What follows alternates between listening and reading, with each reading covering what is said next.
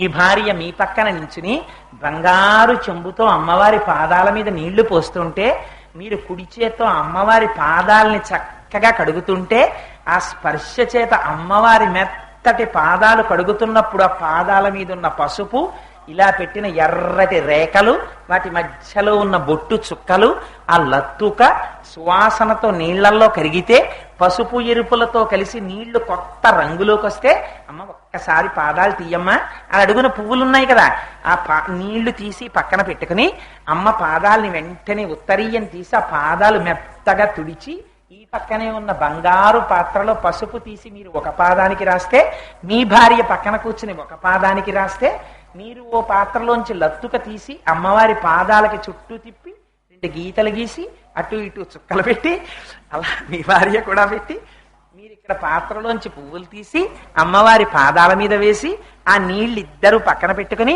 మీ భార్య మీ ఎడం చేతి పక్కన కూర్చుని మీరు ఉద్ధరిణితో తీసి కుడి చేతిలో వేసుకుని ఇలా తాగుదామని నోటి దగ్గర పెట్టుకుంటుంటే సువాసనలు గుబాళించిపోతున్నటువంటి ఆ నీటిని అమ్మా కదా కాలే మాత కదయ కలితాలక్తక రసం పిబేయం విద్యార్థి తవ చరణ నిర్ణీజన జలం ఇలా ఉంచాను, తాగేశాను. ఎప్పుడు తాగుతానమ్మా? ఇది శంకరుల ప్రశ్న. నా జీవితం అంతా దిక్కుమాలిన గొడవల్లో తిరిగానమ్మా, ఒక్కనాడు ఇలా చేయలే. దీనికి ఏం కావాలమ్మా? మానసికమైన అర్చన చెయ్యొచ్చు. చేయలేదమ్మా, నా మనస్సున అక్కర్లేని ప్రతి చోట పెట్టాను. ఒక్కనాడు కన్న తల్లివి అమ్మా అంటే పాదములు చూపించగలిగిన తల్లివి అడగలేదమ్మా నిన్ను, అమ్మా ఎప్పుడు తాగుతానమ్మా? నా జన్మలో ఆ నీళ్లు అలా కడిగిన నీళ్లు ఇలా పోసుకుని 3 మార్లు తాగి పిబేయం విద్యార్థి తవ చరణ నిర్ణీజన జలం ప్రకృత్యా మూకానామపి చ కవిత కారణతయా. ఆ నీళ్లు కాని పుచ్చుకున్నాడా వాడు మూగివాడు కావచ్చమ్మా, వాడు మాటలు చేతకాని వాడు కావచ్చమ్మా, వాడు గొర్రెలు కాసినవాడు కావచ్చమ్మా. అమ్మ నాలుక మీద 4 బీజాక్షరాలు రాసిందంటే మాణిక్య వీణాం ఉపలాలయంతీం మదాలసాం మంజులవగ్విలాసాం మహేంద్ర నీలజ్యుతి కోమలాంగీం మాతంగ కన్యాం మనసా స్మరామి చతుర్భుజే చంద్రకళావతంసే కుచోన్నతే కుంకుమరాగశోణే పుండ్రేక్షు పాశాంకుశ పుష్పబాణహస్తే నమస్తే జగదేకమాతః. జయ జననీ సుధా సముద్రాంత హృజ్జన్మణి ద్వీప సంరూఢ బిల్వాట వీమధ్య కల్పద్రుమా కల్ప కాదంబ కాంతార వాస ప్రియే కృత్తి వాస ప్రియే సాదరారబ్ధ సంగీత సంభావనా సంభ్రమాలోక నీపస్రగాబద్ధ చూళీశ నాధత్రికేశాను మత్పుత్రికే శేఖరీభూత సీతాంశు రేఖామయూఖావళీనగ్ధ స్నిగ్ధ నీలాలక శ్రేణి శృంగారితే లోక సంభావితే కామలీలాధనుస్సన్ని భబ్రుల్లతా పుష్ప సందోహ సందేహ కృర్ణాసికామౌక్తికే చారు గోరోచనాపంక కేళీలలామాభిరామే సురామే రమే ప్రోల్ల సద్వాళికాముక్తిక శ్రేణికా చంద్రికా మండలోద్భాసి గండస్థలం యస్త కస్తూరికా పత్ర రేఖా సముద్భూత సౌరభ్య సంభ్రాంత భృంగాంగనీగీత సాంధ్రీ భవన్మంద్ర తాంత్రీశ్వరే వల్లకీవాదన ప్రక్రియాలోల తాళీ దశాబద్ధ తాటంక భూషా విశేషాన్వితే సిద్ధ సన్మాన్వితే చారు గోరోచనాపంక కేళీలలామాభిరామే సురామే రమే ప్రోల్ల సద్వాళికాముక్తిక శ్రేణికా చంద్రికా మండలోద్భాసి అని అమ్మవారిని వర్ణన చేసేసి సర్వ యంత్రాత్మికే సర్వ మంత్రాత్మికే సర్వ శక్త్యాత్మికే సర్వ నాదాత్మికే సర్వ శబ్దాత్మికే సర్వ దీక్షాత్మికే జగన్మాతృకే పాహిమాం పాహిమాం పాహిమాం దేవి తుభ్యం నమో దేవి తుభ్యం నమో దేవి తుభ్యం నమః అని కాళిదాసు గారు ఆ రోజున చెప్పుకోలేదమ్మా. అందుకని అమ్మా ప్రకృత్యా మూకానామపి చ కవిత కారణతయా. మూగివాడు కావచ్చమ్మా, నీ చరణ నిర్ణేజన జలాన్ని ఇలా తాగాడా కవిత్వం పొంగి ప్రవహించేస్తుంది కదమ్మా వాడిలోంచి.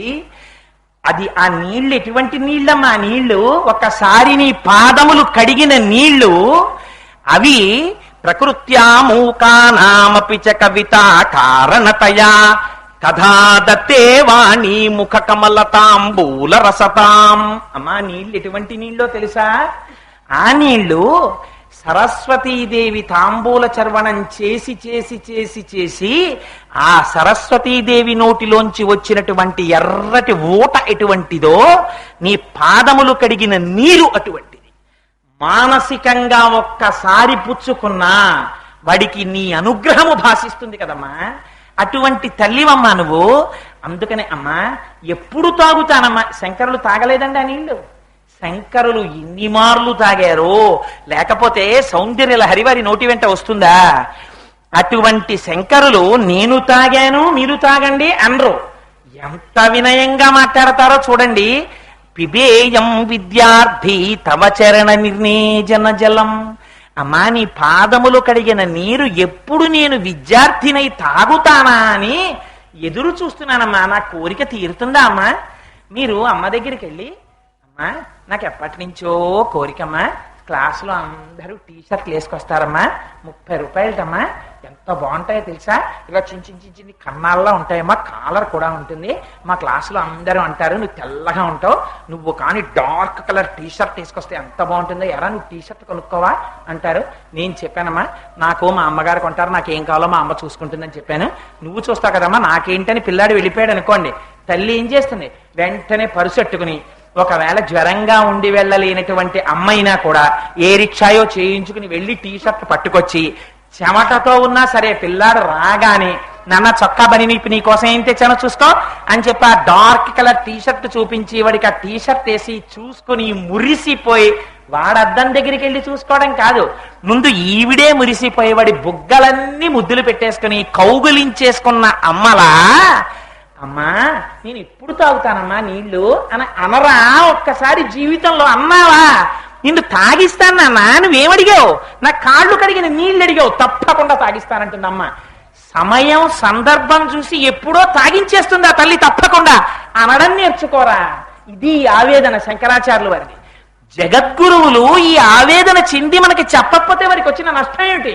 అయ్యో పాపం వీళ్ళు ఎప్పటికి ఉద్ధరింపబడతారు, ఎప్పటికి తెలుసుకుంటారు, వీళ్ళకి అడగడం కూడా చేత కావట్లేదు అమ్మని అని మనయందు కృపతో ఏమి అమృత గుళికలండి ఆ శ్లోకాలు.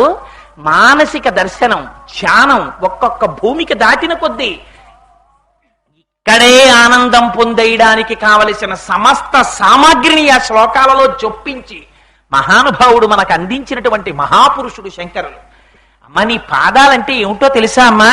నఖైర్నాక స్త్రీణాం కరకమల సంకోచసిబి తరుణాం దివ్యానాం హసతైవతే చండి చరణౌ ఫలాని స్వస్యేప్య కిసలయకరాగ్రేణ దదత దరిద్రేభ్యో భద్రాం శ్రియమనిశమహ్నాయ దదతౌ. ఏమి శ్లోకాలండి! ఒక్కొక్క సౌందర్యలహరి శ్లోకం చదువుకుంటుంటే మనస్సు పొంగిపోతుంది. అందులో అంటారు నఖైర్నాక స్త్రీణాం కరకమల సంకోచసిబి. అమ్మా దేవలోకంలో ఉన్న స్త్రీలున్నారే, ఆ ఇంద్రుడి భార్య శచీదేవి వాళ్ళకి చిన్న గోరోజనం అంటే చిన్న బుద్ధిలో వ్యగ్రత ఉంది. ఎందుకని? మాకు కల్పవృక్షం ఉంది, మాకు కామధేను ఉంది, మాకేమిటి, మాకేమైనా కోరిక వచ్చిందా కల్పవృక్షం దగ్గరికి వెడతాం, వెళ్ళి ఓ కల్పవృక్షమా మాకు ఈ కోరిక తీరాలంటాం. ఇప్పుడు కల్పవృక్షం ఏం చేస్తుంది? తన చిగురుటాకుల వంటి చేతులతో వీళ్ళ కోరిక తీర్చడానికి కావలసినటువంటి పళ్ళని పండించి వాళ్ళ చేతుల్లో పెడుతుంది. ఆ ఫలముల ద్వారా వాళ్ళ కోరికలు తీరుతాయి. కానీ అమ్మా దరిద్రులకి బెంగలేదమ్మా. ఈ లోకంలో ఉన్న వాళ్ళకి అలాంటి బెంగలేం లేవు. ఎందుకో తెలుసా అమ్మా? నీ పాదాలు తలుచుకుంటే చాలు కొన్ని కోట్ల కల్పవృక్షాలు ఎందుకు పనికొస్తాయమ్మా నీ పాదాల ముందు. వాడు ఎక్కడ ఉండనివ్వండి, ఎంత బెంగలో ఉండనివ్వండి, ఒక్కసారి అమ్మా అన్నాడు అనుకోండి. అందుకే వ్యాసుల వారు ఇంకో నామం రాయలా, లలితా సహస్రానికి మొదటి నామం శ్రీమాత. అమ్మలో ఉన్న గొప్పతనం ఏమిటో తెలుసా అండి? అమ్మ నామం నాకు జ్ఞాపకం రాలేదండి అని మీరు అనక్కర్లేదు, అమ్మా అంటే చాలా ఆవిడే పలుకుతుంది. దూర్చటి అమ్మని అడిగాడు, ఎంత భక్తో చూడండి. అమ్మా అయ్యయటంచు ఎవ్వరిని నేనన్నన్ శివా నిన్నేను సుమి, నీమది తల్లిదండ్రులటంచున్ చూడగా బోకు నాకిమ్మై తల్లియు తండ్రియన్ గురుడు నీవే కాక సంసారపుం చిమ్మంచి కటి కప్పకుండ కనుమా శ్రీకాళహస్తీశ్వర. అమ్మా నాన్నగారండి, అమ్మా నాన్నగారండి అని నేను ఎవరినన్నా అంటుంటాను కదా, ఎవరన్నా కనబడితే అమ్మా అని మాట్లాడుతుంటాను. అప్పుడు నేను ఓయ్ నువ్వు వాళ్ళతో మాట్లాడుతున్నావు అని అనకే అమ్మా, నేను ఇప్పుడెప్పుడు అమ్మా అమ్మా అన్నా కూడా ఆ మాట అమ్మా నిన్నేనమ్మా, మా అమ్మవి కాబట్టి నిన్నంటున్నాను. నేను ఎవరినన్నా నాన్నగారండి అంటే అది వాళ్ళని కాదు, ఎవరినంటున్నానో తెలుసా? అయ్యా అని నేను ఎవరి దగ్గరికన్నా వెళ్ళి మాట్లాడితే అయ్యా మీరు అని నేను మాట్లాడితే అయ్యా అని నేను ఎవరినన్నానో అది వాళ్ళని కాదు, నేను పరమశివుణ్ణి అంటున్నాను. అందుకని నేను ఎప్పుడెప్పుడు ఆ మాటలన్నా నువ్వు వాళ్ళతో అన్నావు మా గురించి అనలేదు అని అనకు స్వామి, నీ గురించే అంటున్నట్టు లెక్కేసేసుకో, వేసేసుకుని నన్ను ఉద్ధరించి సంసారపు చీకటి నన్ను కట్టకుండా కాపాడేసేయి. దూర్జటి గడుసుతనం చూడాలి భక్తిలో. శంకరాచార్యులు వారిని అనుకరించాడు ఆయన. శ్రీశైలేశు భజింతునో యభవు కాంచీనాథు సేవింతునో కాశీవల్లభు కొల్వబోధున మహాకాళేషు పూజింతునో నా శీలం బణువైన బేరువణుచున్ రక్షింపవే నీ కృపా శ్రీ శృంగార విలాస హసములచే శ్రీకాళహస్తీశ్వర అంటాడు. నేను శ్రీశైలం ఏం వెళ్ళలేదు, నేను కాశీ వెళ్ళలేదు, నేను ఏదో ఇంకో క్షేత్రానికి వెళ్ళలేదు. వెళ్ళకపోయినా నేను ఎక్కడో ఏదో చిన్నది ఒక్కొక్కప్పుడు అప్పుడప్పుడు ఎప్పుడైనా శివ అంటాను కదా, అన్నని చూసి అమ్మో దూర్జటి శివ శివ అన్నాడు తెలుసా అని దాన్ని నువ్వు చాలా గొప్పగా చేసేసి అమ్మో దూర్జటి శివ అన్నాడు, దూర్జటి శివ అన్నాడని అందరికీ చెప్పి, ఎందుకని నా ఎందంత అనుగ్రహంతో అదేదో పెద్ద పుణ్యం కింద చేసేసి నన్ను తీసుకొచ్చి నీ పాదాల దగ్గర కట్టిపారేసుకో. అదేంటి అలా ఎందుకు చెయ్యాలి నీకు? ఏం నువ్వెప్పుడో శివ అంటావా అంటే అమ్మో శివ అన్నాడు శివ అన్నాడని నేను నీ పాదాల దగ్గర పెట్టేసుకోవాలా? ఎందుకు పెట్టుకోవాలి అంటావేమో. నీకో మాట చెప్పనా శంకరా, ఎంత గడుసుతనంగా మాట్లాడారో చూడండి దూర్జటి. ఆయన అన్నారు, అమ్మా నేను పాలుంబువ్వయు పెట్టరా కుడువరా పాపన్న లేయన్న రమ్మంచు వచ్చిన అరిటి పండ్లు కొనితే లేకున్నన్ ఒల్లనంటే తల్లిదండ్రులప్పుడు అట్లే తెచ్చి వాత్సల్య లక్ష్మీ లీలావచనంబులన్ కుడుపరా శ్రీకాళ హస్తీశ్వరా. తండ్రి అమ్మ పెరుగన్నం కలుపుతుంది చేతిలో, కలిపి బంగారు గిన్నెలో పట్టుకుని నాన్న అన్నం తినరా నాన్న అన్నం తినరా అంటే వీడి మూతి అని ముడుచుకుంటాడు. ఒక్క ముద్ద తినరా, అడిగో చందమామ చూడరా ఆకాశంలో. అమ్మల కన్నా రచయిత్రులు ప్రపంచంలో ఎక్కడా ఉండరు. వాళ్ళు పిల్లలకి అన్నం తినిపించడానికి ఎన్ని కథలల్లేస్తారో చెప్పలేను. అక్కర్లేని అన్ని విషయాల్లోనూ వాళ్ళు ఆనందం పొందేస్తారు. అగో కుక్క కుక్క అగో కుక్క చూశానన్నా కుక్క ఎక్కడి నుంచి వచ్చేస్తుందండి అంత ఆర్ట్. నిజంగా ఉట్టినే కూర్చుని మీరేమండి బాల్కనీలో కూర్చుని ఆ కుక్కను చూసి కుక్క అనండి అనమండి అంటారా ఎవరైనా? ఓ పిల్లాడు పుట్టనివ్వండి, వాడు అన్నం తినకపోనివ్వండి, వాళ్ళకి ఇంకా ఏది అక్కర్లేదు ప్రపంచం, వాడు అన్నం తినడమే కావాలి. వాడిని పట్టుకుని నన్న కుక్క అగో పిల్లి చూసా పిల్లి అమ్మో పిల్లి, ఎందుకంత తాపత్రయం? వీడు అన్నం తినడానికి. వాడు ఇంత పెడితే నాన్న తినరా కమ్మటి పెరుగు నాన్నగారు నీ కోసం తెచ్చారట, అమ్మ నీకు కలిపిందిట, బాబు తింటాట అంటే వాడంటాడు అరటిపండు కలిపితే తింటానంటాడు. అప్పుడు పాపం ఆవిడ ఏమంటుంది, ఏమంటే అరటిపండు ఉంటే తింటాటండి అంటుంది. పాపం ఇంత అలిసిపోయి వచ్చిన ఆయన పెచ్చాయన చొక్కా వేసుకుని ఆలుంగితోటి అక్కడ కొట్టుకెళ్ళి ముగ్గిన 2 అరటిపండ్లు అట్టుకొచ్చి అరటిపండు కలిపి తింటాడు. ఎందుకు పెట్టాడు తండ్రి అలాగా? కొడుకు కనుక నువ్వు నన్ను అలాగే నీ పాదాల దగ్గర ఎట్టుకోవాలి. ఎందుకో తెలుసా, నేను నిన్ను నాన్న అన్నాను.